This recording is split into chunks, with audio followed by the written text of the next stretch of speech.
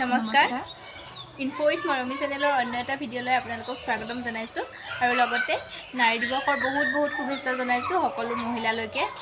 হয়, গতিকে আমি এতিয়া আজি দিনটো কি ব্লগ দিম তাকে ভাবি আছিলোঁ। গতিকে ভাবি দেখিলোঁ আজিতো 8 মাৰ্চ হয়, আজি নাৰী দিৱস হয়। গতিকে আমি ভাবিলোঁ নাৰী দিৱসৰ বিষয়ে আজি কিছু জ্ঞাত হয়, গতিকে সেই বিষয়ে আপোনালোককো অৱগত কৰাওঁ বুলি ভাবিলোঁ।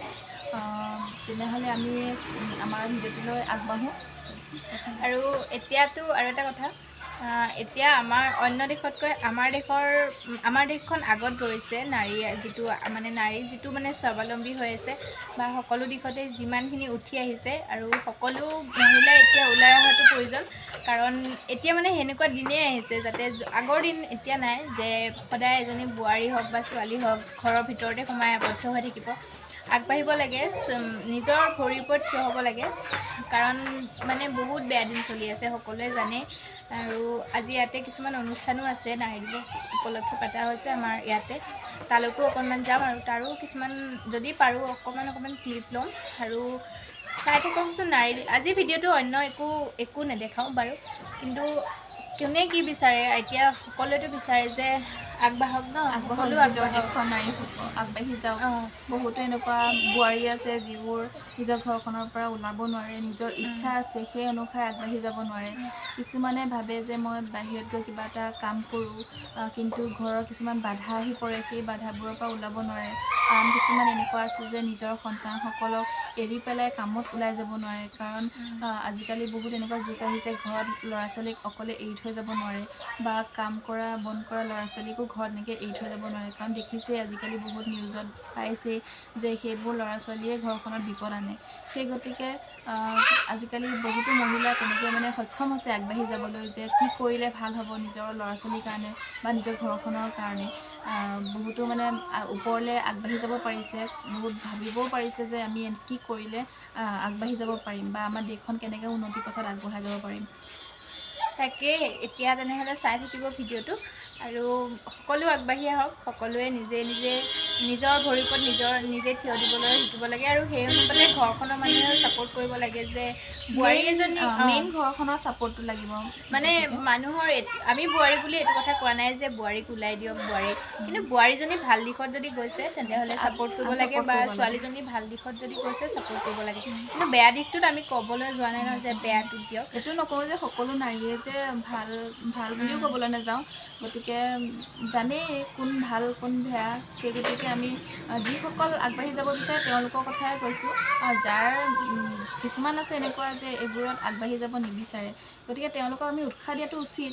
কিন্তু তেওঁলোকে যদি নিবিচাৰে, আগবাঢ়ি যাবলৈ নিবিচাৰে, তেনেহ'লে সেই মহিলাসকলৰ কাৰণে কোৱা নাই যেনিবা যে আপোনালোকে যাবই লাগিব, যে সেইটো কোৱা নাই।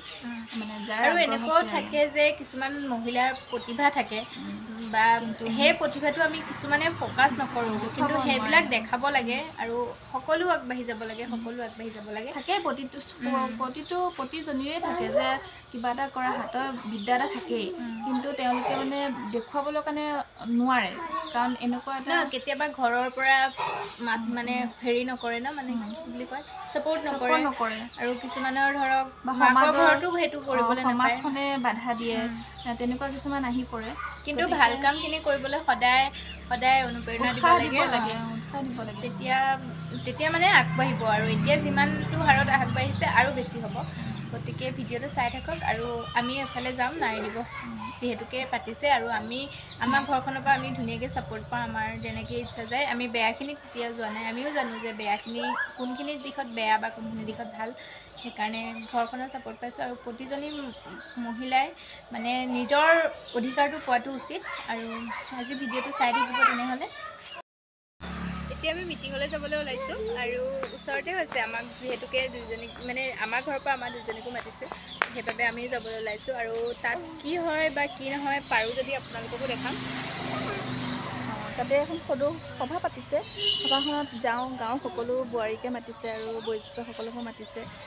তেওঁলোকৰ মতামতটো শুনো আৰু আমিও কিছু ল'বলৈ চেষ্টা কৰিম ক্লিপ, তেনেকৈ সৰুকৈ তেওঁলোকৰ মতামতবিলাক আগবঢ়াম, আপোনালোককো লগত শ্বেয়াৰ কৰিম। আহকচোন তেনেহ'লে যাওঁ আমি আগবাঢ়ি।